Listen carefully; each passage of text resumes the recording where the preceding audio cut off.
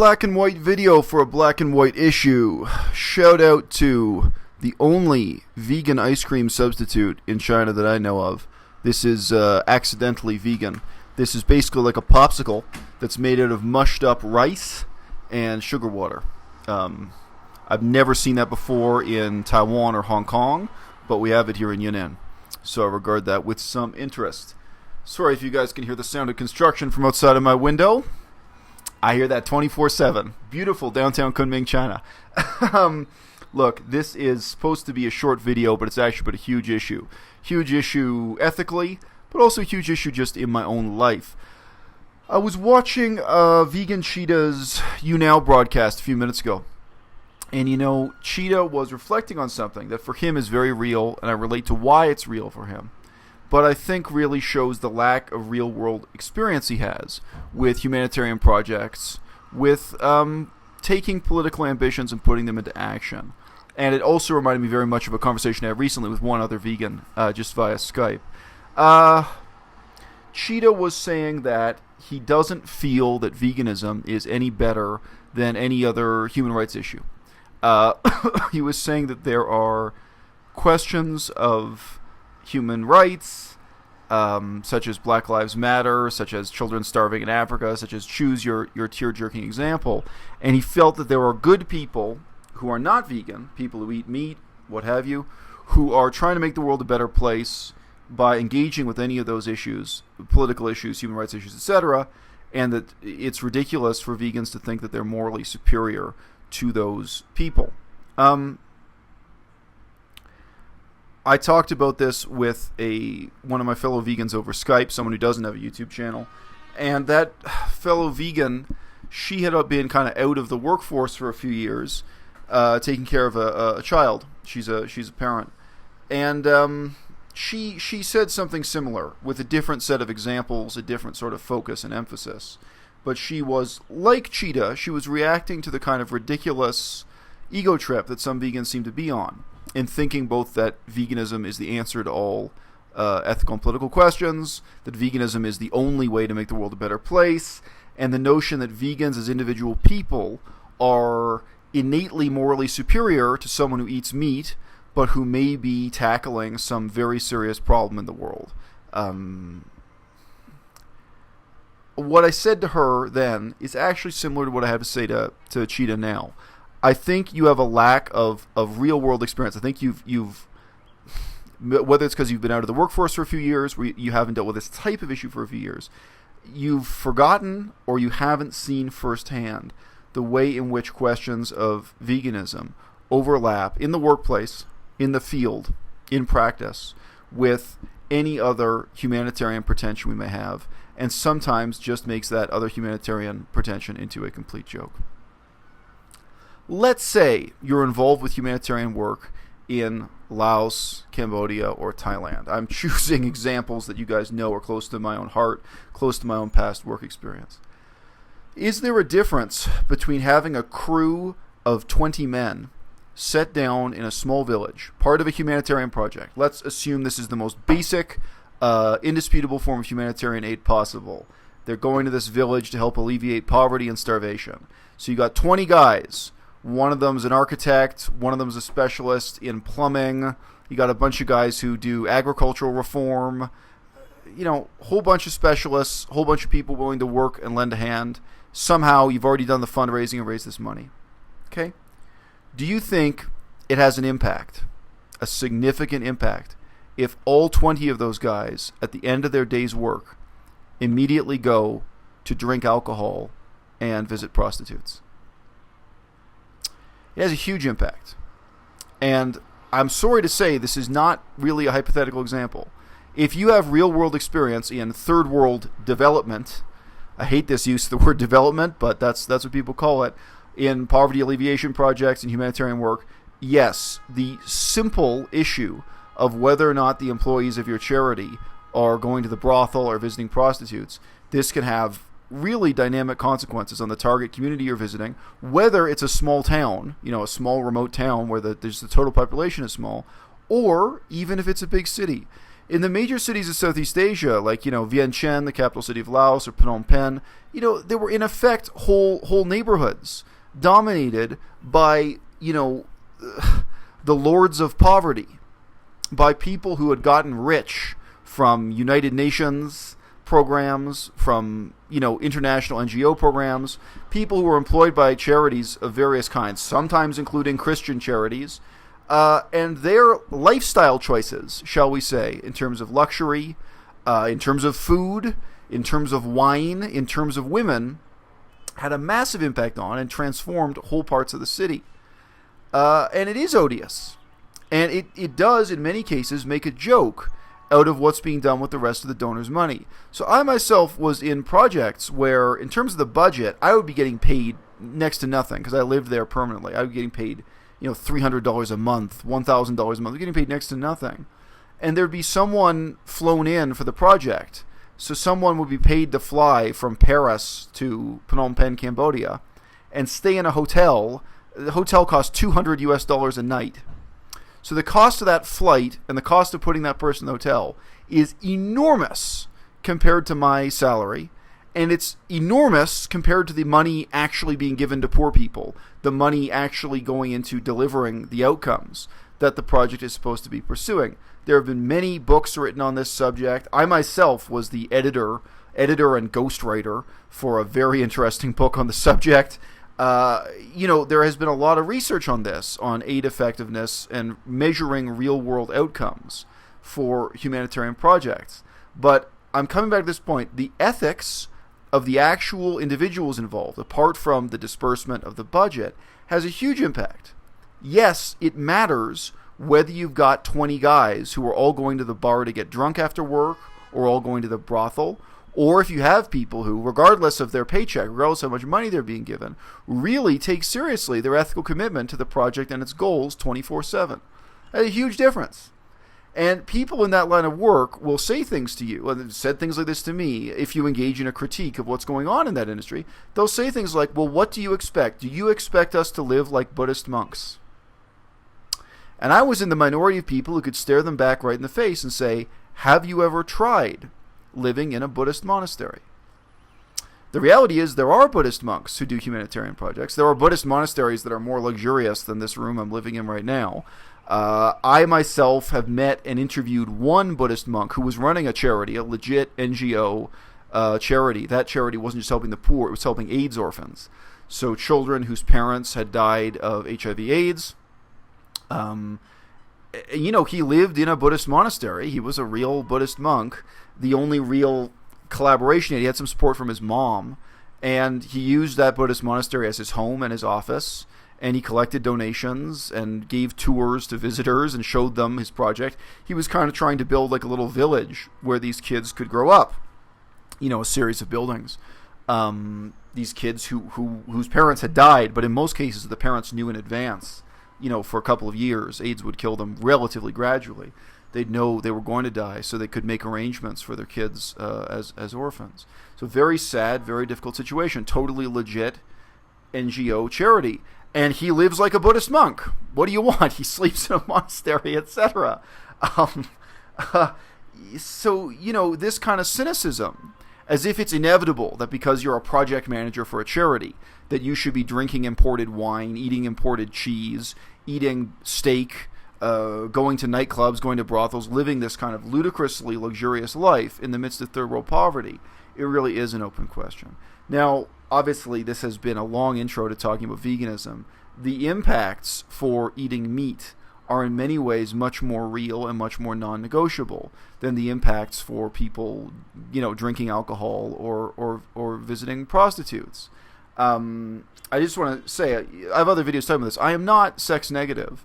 And actually, I think anyone who does the real research will see that most countries that take a middle path on prostitution are taking a more effective path. And prostitution is something that's inevitable. It's existed in every society in the history of the world. And I think we do ultimately need to have a tolerant attitude towards prostitution.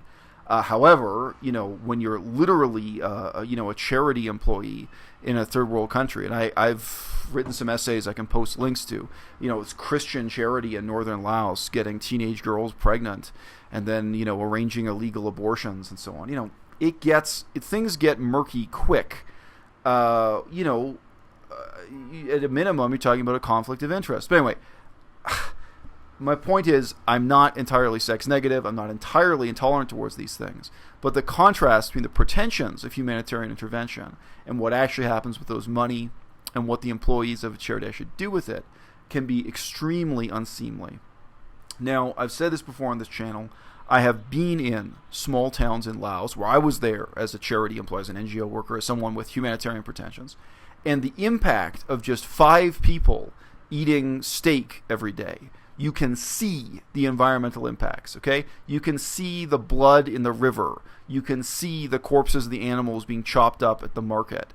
If you're talking about a project with 20 or 50 employees, yes, the impact in a small town in a third world country of those people eating meat is something you see day in and day out. And in the big city, you can kid yourself about it a bit more. You don't see the ecological impact. You don't see the animal actually having its throat cut the way you do in a small town, because I've seen it. I've been there.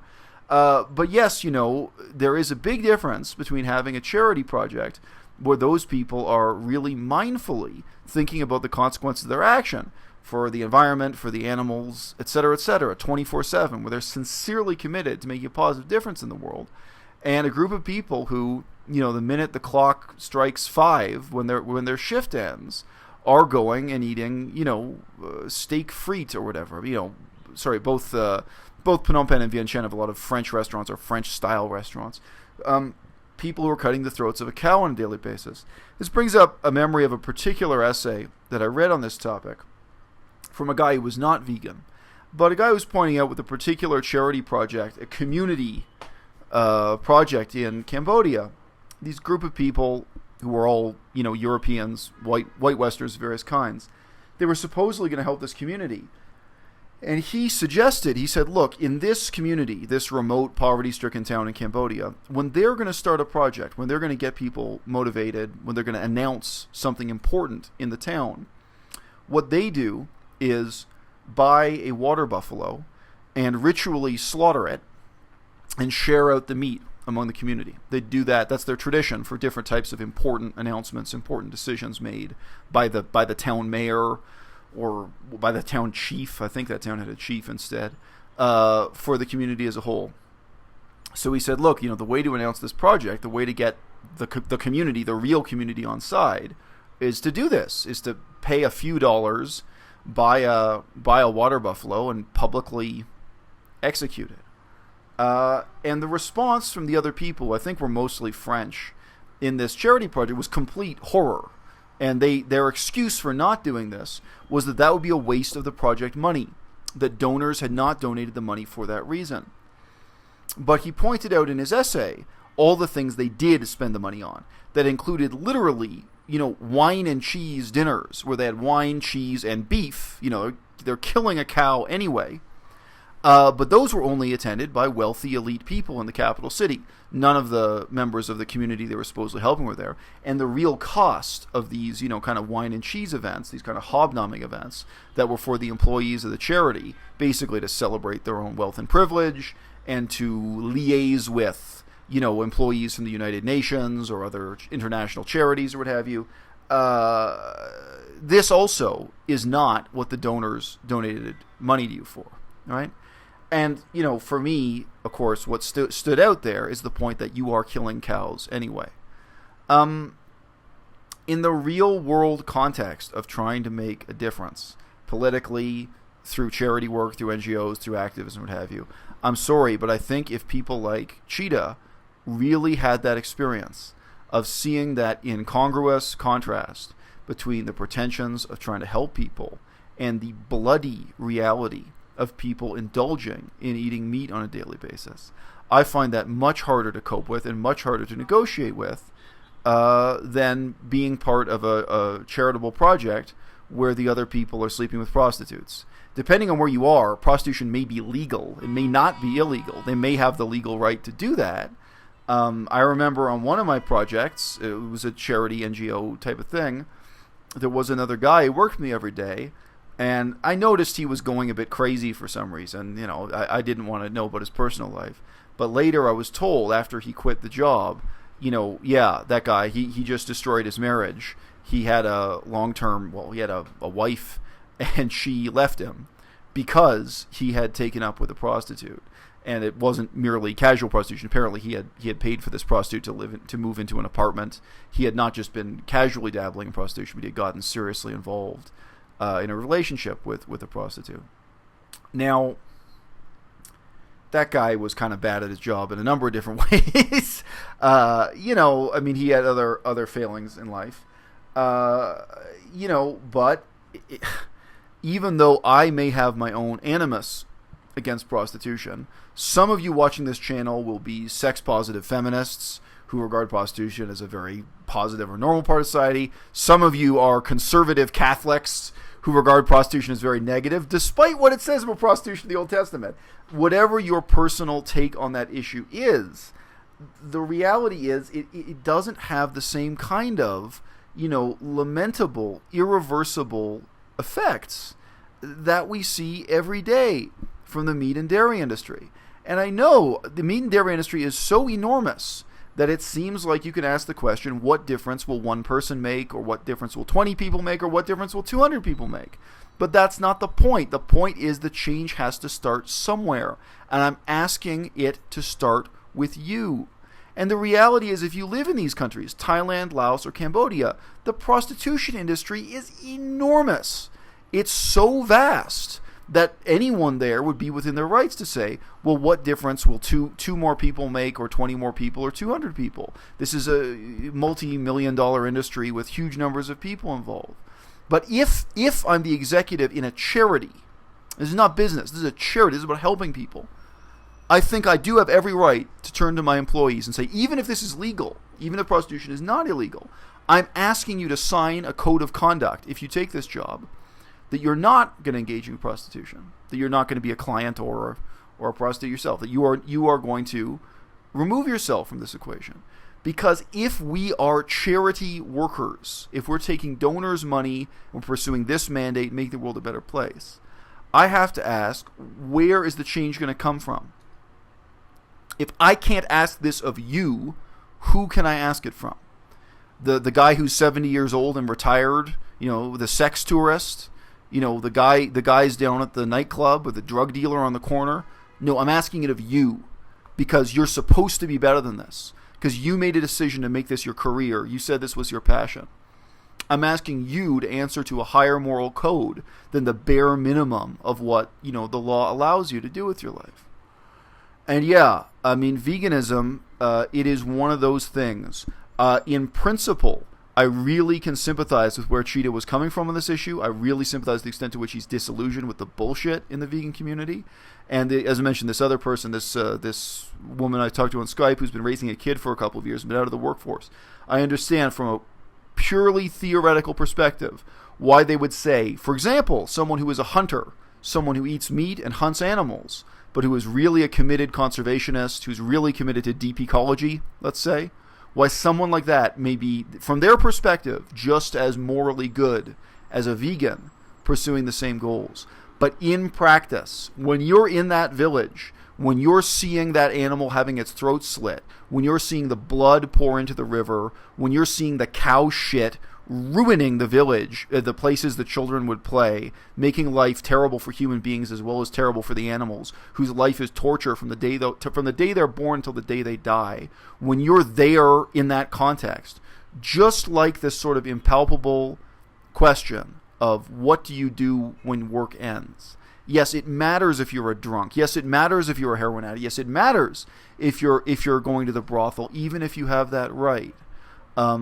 When we're pursuing those kinds of outcomes, when we're answering to some kind of higher moral code, all of those things matter tremendously. And, they matter because of who we are. They matter because of who we become. And they also matter because of those immutable outcomes they have in the real world. And, a lot of you guys think I'm a jerk, and that's cool. I own it. All right? And in the charity industry, a lot of people thought I was a jerk because I didn't go to the brothel, I didn't go to the sports bar, I didn't drink alcohol, I didn't compromise in any way. In many ways, I lived more like a monk than those other people in that industry. But man, as the years go by, the ultimate victims of the permanent vacation lifestyle are the people who are on vacation themselves. And the ultimate victims of the alcohol and the prostitutes and the life of self-indulgence are the people who are indulging themselves. Because boy, 5 years go by that way. And a guy like me, I may be a jerk, but I'm hitting the books, I'm learning, I'm suffering, I'm looking for a way to make a positive difference in the world any way I can. All that process I go through changes who I am, even if it doesn't change the world, or even if it changes the world in only a tiny way. And the other people, the people who are saying, what difference will it make?